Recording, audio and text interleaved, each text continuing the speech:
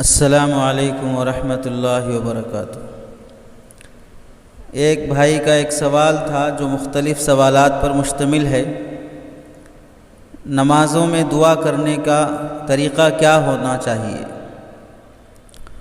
سوال کافی مختصر ہے، جواب کافی تفصیل طلب ہے۔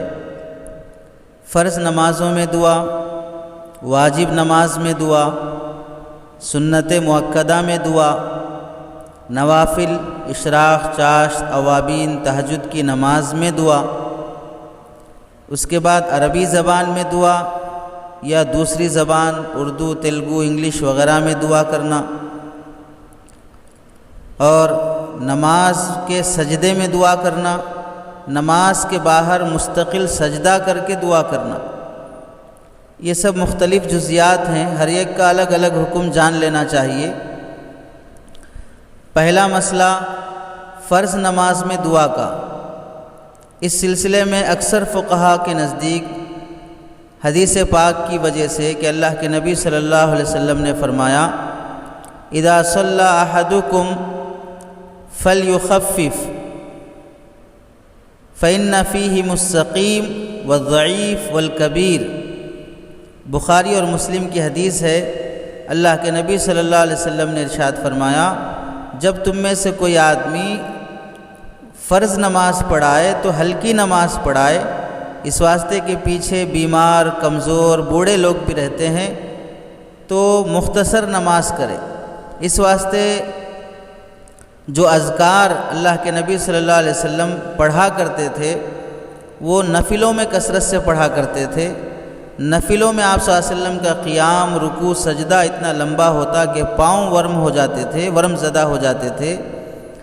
فرض نمازوں میں پیچھے بچے کے رونے کی آواز اگر سن لیتے تھے تو آپ صلی اللہ علیہ وسلم فجر کی نماز میں سورہ کوثر پڑھا کر ختم فرما دیتے تھے۔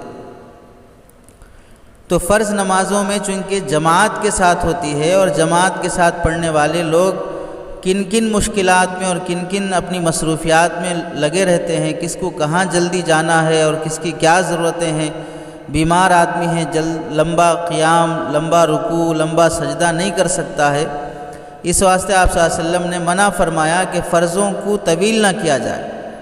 اسی لیے کون سے فرض میں کون سے سورہ کی قرات کرنا چاہیے، کتنی آیتیں پڑھنا چاہیے، ان سب کی وضاحت احادیث میں آئی ہے۔ اس لیے فرض نمازوں میں اپنی طرف سے کسی زائد دعا کا اہتمام نہ کرے، کیونکہ فرض نمازوں میں جو تسبیحات ہیں، مثلا قیام کی حالت میں سورہ فاتحہ، ضم سورہ، اسی کو پڑھنا ہے۔ اس سے اگر کچھ زائد کریں گے تو لمبا قیام ہو جائے گا۔ رکوع میں جو تسبیحات آئی ہیں وہی تسبیحات پڑھیں گے۔ لمبی تسبیحات اگر پڑھیں گے تو پھر اس لیے فرض نمازوں میں آدمی اپنی طرف سے دعاؤں کا اہتمام نہ کرے۔ اگر کر لیتا ہے دعائیں تو نماز فاسد نہیں ہوگی، نماز نہیں ٹوٹے گی، لیکن بہتر نہیں ہے۔ یہی حکم واجب نماز کا بھی ہے۔ واجب بھی عمل کے لحاظ سے فرض کے برابر ہوتی ہے، تو اس واسطے واجب نماز میں بھی اپنی طرف سے زائد دعاؤں کا اہتمام نہ کرے۔ البتہ واجب نماز عام طور سے وتر کی نماز تنہا ہی پڑھی جاتی ہے رمضان کے علاوہ، تو اگر کوئی شخص کر لیتا ہے تو کوئی حرج نہیں ہے، چونکہ وہ اس کی ذات پر موقوف ہے، پیچھے کوئی اس کی اقتداء تو نہیں کر رہا ہے، چاہے وہ لمبا قیام کر لے یا لمبا رکوع کر لے یا مختصر کر لے۔ سنن مؤکدہ میں اکثر فقہا کے نزدیک اجازت ہے، البتہ حضرت تھانوی رحمۃ اللہ علیہ کی رائے یہ ہے کہ سنن مؤکدہ بھی فرضوں کے تابع ہوتے ہیں، اس واسطے اس میں بھی زائد دعاؤں کا اہتمام نہ کیا جائے۔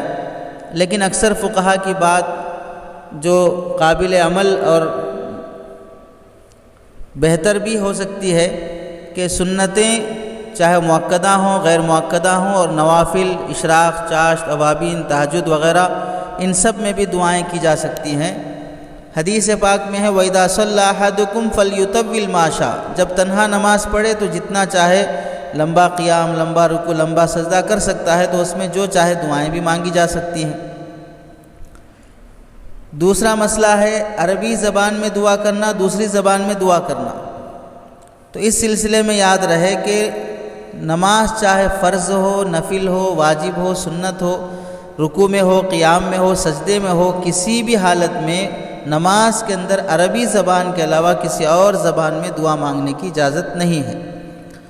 آپ صلی اللہ علیہ وسلم نے اپنے زمانے میں کسی صحابی کو نہ اس کی اجازت مرحمت فرمائی، جبکہ نئے نئے زبان والے لوگ اسلام میں داخل ہو رہے تھے، کسی کو آپ صلی اللہ علیہ وسلم نے عربی زبان کے علاوہ کسی اور زبان میں دعا مانگنے کی اجازت نہیں فرمائی نماز کی حالت میں۔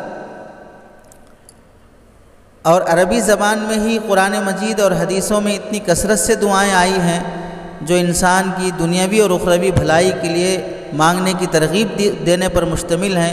آپ صلی اللہ علیہ وسلم کی اتنی دعائیں ہیں کہ ہم خود اس کا تصور نہیں کر سکتے جتنا آپ صلی اللہ علیہ وسلم نے مانگا ہے۔ رہا یہ کہ عربی زبان کی دعائیں ہمیں سمجھ میں نہیں آتی ہے تو آدمی اگر لیبر بھی ہو، دوسرے ملک جا کر اپنا کام بنانے کے لیے وہاں کی عربی سیکھ لیتا ہے، وہاں کی انگریزی سیکھ لیتا ہے اور اس میں زبان کو سمجھنے اور بول چال کرنے لگتا ہے۔ بزنس کرنے والے 4 زبانیں سیکھ لیتے ہیں، تو اللہ سے مانگنے کے لیے مخصوص دعاؤں کو سمجھ لے، اس کا ترجمہ سمجھ لے، علماء سے، اپنے امام صاحب سے اس کا معنی مفہوم سمجھ لے، تو کون سا مشکل کام ہے؟ 10 سال لگ جائیں گے، 5 سال لگ جائیں گے، کتنے سال لگ جائیں گے چند دعاؤں کا معنی مطلب سمجھنے میں؟ یہ عذر اور بہانہ ہے، یہ کوئی معقول بات نہیں ہے۔ اس واسطے غیر عربی زبان میں دعا مانگنے کی اجازت نہیں ہے۔ علامہ شامی رحمۃ اللہ علیہ نے لکھا ہے وَدُعَاءٌ بِالْعَرَبِيَّةِ وَحَرُمَ بِغَيْرِهَا، عربی میں مانگی جائے گی، غیر عربی میں مانگنا مکروہ تحریمی ہے۔ فتاوی شامی جلد نمبر 1 صفحہ نمبر 523۔ اس واسطے نماز کی حالت میں عربی زبان میں ہی مانگی جائے گی، غیر عربی زبان میں اردو، تیلگو، انگریزی وغیرہ زبانوں میں دعا کرنا جائز نہیں ہے۔ بعض حضرات نے اس کی اجازت دی ہے، لیکن وہ اجازت قابل لحاظ اور قابل عمل اور ترجیح کے قابل نہیں ہے۔ تیسرا مسئلہ ہے نماز کی حالت میں جب مانگا جائے تو کس حالت میں مانگنا زیادہ بہتر ہے؟ تو نماز کی حالت میں جب مانگا جائے گا تو سجدے کی حالت میں دعا کرنے کی بھی اجازت ہے، رکوع میں بھی اجازت ہے اور قیام کی حالت میں بھی اجازت ہے۔ اب نماز کا مطلب یہ ہے کہ نفل نمازیں، سنتیں ہیں، چونکہ فرض کا مسئلہ تو اوپر گزر چکا ہے، تو سنتوں میں، نفلوں میں اگر دعا مانگنا ہے تو قیام کی حالت میں بھی مانگ سکتے ہیں، رکوع میں بھی مانگ سکتے ہیں، سجدے میں بھی مانگ سکتے ہیں، قاعدے میں بھی مانگ سکتے ہیں، سلام سے پہلے بھی کر سکتے ہیں۔ تو ہر حالت میں دعا مانگی جا سکتی ہے، چونکہ فرض اور واجب کو چھوڑ دیا جائے، تخفیف کا حکم ہے، دیری کریں گے تو دوسروں کو تکلیف ہوگی، اس واسطے نفلوں اور سنتوں میں مانگی جا سکتی ہے۔ حضرت عائشہ رضی اللہ تعالیٰ عنہ سورہ فاتحہ پڑھتی، ایک آیت پڑھتی اللہ سے دعا کرتی، دوسری آیت پڑھتی اللہ سے دعا کرتی۔ ایسے قرات کے درمیان جنت کا تذکرہ آتا تو جنت کے سوال کرتی اللہ سے، جہنم کا تذکرہ آتا تو جہنم سے پناہ مانگتی، اور ایسے ہی آخرت کے عذابات کا تذکرہ آتا تو ان عذابات سے پناہ مانگتی، جنت کی نعمتوں کا تذکرہ آتا تو وہ نعمتیں اللہ سے مانگتی۔ اس طرح کئی دوسرے صحابہ اور تابعین سے منقول ہے کہ قرآن مجید کی آیتوں میں اللہ نے جو آخرت کی باتیں رکھی ہیں ان آیتوں کو پڑھتے تھے اور وہ دعا کرتے جاتے تھے۔ اس واسطے ان کی نمازیں 2 رکعت نماز بھی آدھے گھنٹے کی، 1 گھنٹے کی ہو جاتی تھی۔ البتہ نماز میں مانگا جائے، نفل اور سنتوں میں اگر دعا کرنی ہو تو سجدے کی حالت میں کرنا زیادہ بہتر ہے۔ آپ صلی اللہ علیہ وسلم نے ارشاد فرمایا اقرب ما یکون العبد من ربہ وہو ساجد، بندہ سب سے زیادہ قریب جو ہوتا ہے وہ سجدے کی حالت میں ہوتا ہے۔ فاکثروا الدعاء، کثرت سے اللہ سے دعا مانگو۔ مسلم شریف کی حدیث ہے، حدیث نمبر 1111۔ اور ایسے ہی دوسری حدیث میں آپ صلی اللہ علیہ وسلم نے فرمایا وَأَمَّا السُّجُودُ فَاجْتَهِدُوا فِي الدُّعَاءِ، سجدے میں کثرت سے دعا مانگو۔ فَقُمْنَا يُسْتَجَابَ لَكُمْ، ممکن ہے تو اللہ تعالیٰ تمہاری دعائیں ضرور قبول کر لے۔ مسلم شریف کی حدیث ہے، حدیث نمبر 1102۔ تو اس طرح سجدے کی حالت میں آپ صلی اللہ علیہ وسلم سے عملی طور پر بھی دعائیں مانگنا منقول ہے۔ جنگ کے موقع پر بھی فتح کے لیے آپ صلی اللہ علیہ وسلم نفل پڑھ کے سجدے کی حالت میں دعاؤں کا اہتمام فرماتے تھے۔ اس واسطے اگر نماز کی حالت میں سجدہ کر کے سجدے کی حالت میں، رکوع کی حالت میں مانگنا چاہیں تو بالکل مانگ سکتے ہیں۔ بس اس 2 باتوں کا لحاظ رکھا جائے کہ غیر عربی زبان میں نہ مانگے، عربی زبان کی دعائیں قرآن کی آیتوں میں، حدیثوں میں جو آئی ہیں وہ مانگے، اور دوسری بات وہ دعائیں نہ کرے جو لوگوں سے مانگی جا سکتی ہوں، مثلا پیسے دے دو، شادی کے لیے رشتہ لگا دو، نوکری کے لیے ریکویسٹ کر دو، مجھے فلاں گھر دلا دو، فلاں پراپرٹی دلا دو، یہ وہ چیزیں ہیں جو انسانوں سے بھی مانگی جا سکتی ہیں۔ تو ایسی چیزیں جو انسانوں سے مانگی جا سکتی ہیں، نماز کی حالت میں وہ اللہ سے نہ مانگے۔